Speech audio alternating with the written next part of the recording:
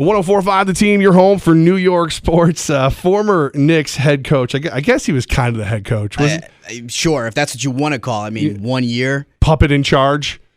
You know, if you look closely, Phil was pulling the strings. Right. Well, Phil, I mean, that's the biggest mistake in Knicks history right now, outside of James Dolan buying the team. Right. But now, is it more embarrassing because the first head coach under the Phil Jackson era, or should I say Phil Jackson era, is Derek Fisher, who's in trouble again?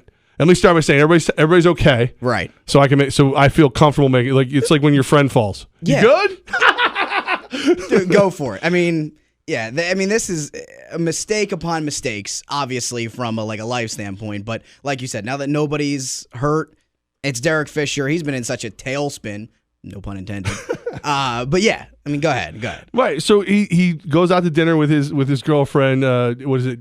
Gloria Govan. Matt Barnes' ex. Yeah. So Mrs. Matt Barnes, formerly Mrs. Matt Barnes, gets into an accident, gets a DUI, rolls the car a couple of times, takes a Cadillac, hits a curb, makes it roll. Listen, just how the mighty have fallen. I mean, Derek Fisher, we were talking about this just a second ago. He went from obviously a multiple-time champion with the Lakers, player rep for the NBA Players Association, so obviously on top of the world as a player. And then all of a sudden, for some reason, Phil Jackson, and a lot of Phil's mistakes, Phil's decisions have turned out to be mistakes, but gives Derek Fisher a 5-year deal. $25 million. What did he ever coach? Pee-wees? If even. He was a coach on the floor. Can we go with that? Okay. All right. Yeah, I guess by definition, that's what point guard is. Right. Right. And he led a couple teams to championships. So we'll take that. So Derek Fisher gets a job and then just sinks the Knicks. Right away. Franchise history worst. Absolute worst 17 wins. Get out of here. Then decides it's a good idea to go date Matt Barnes' wife. While he's coaching the Knicks. So it's not like he needed more than one disaster. It's one of those guys who I don't think is this rock bottom? What's rock bottom for Derek Fisher? It's got to be. How did it not? Sure, professionally you went through your woes, but you're still making millions of dollars. And and you go through your little drama with Matt Barnes and the whole showing up to the house and all that stuff, but this is DUI. Right. He says in the story, I guess, that he's happy to be alive and nobody got hurt. That's what's great about it. Yeah, dude, but there could have been somebody hurt. Right. You could have killed somebody. Your irresponsibility could have taken it right out. You could have killed your girlfriend. Does he ever work in the NBA again? You got guys in sports who have done worse, right? Right. And luckily he didn't kill anybody. Let's put that out there. Right. Yeah, I think so. As a head coach, no. All right. He's going to have to build that up. He's going to have to be somebody's assistant, somebody's player ops, whatever. But nobody's going to go ahead and say, "Oh, Derek Fisher's on the market." How long has he been on the market for? It's been over a year and a half. Yeah. So what I think he's doing Lakers post game stuff, right? Locally, yeah. So he's been out there. Coach has been fired. But now all of a sudden it's like, whoa, Derek Fisher arrested for DUI. We got to get him now.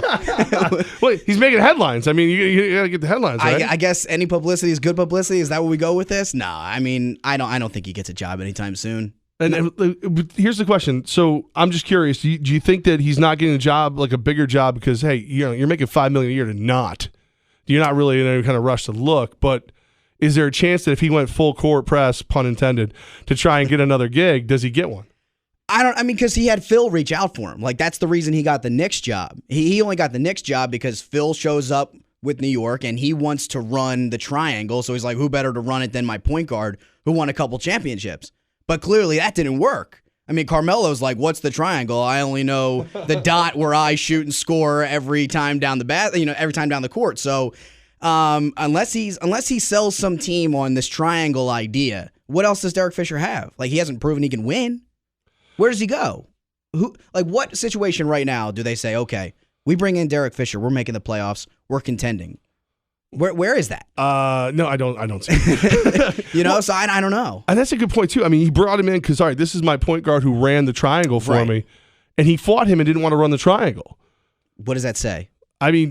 two things, I guess, that he's not a good listener and the triangle sucks. Oh, absolutely. I mean, who got the triangle to work? Let's talk about who got the triangle to work. You got to go back to Michael, Kobe. Michael Jordan, Yeah. and that tremendous team, Right. and Kobe and that tremendous team.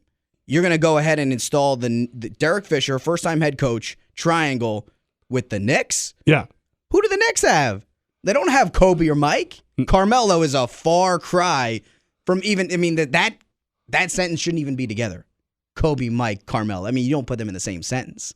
Carmelo is a nice player, but he's not them. So now we're going to build the triangle around him? I don't see it. Speaking of Carmelo, is he the guy who can put the Cavs over the top? We answer that question next.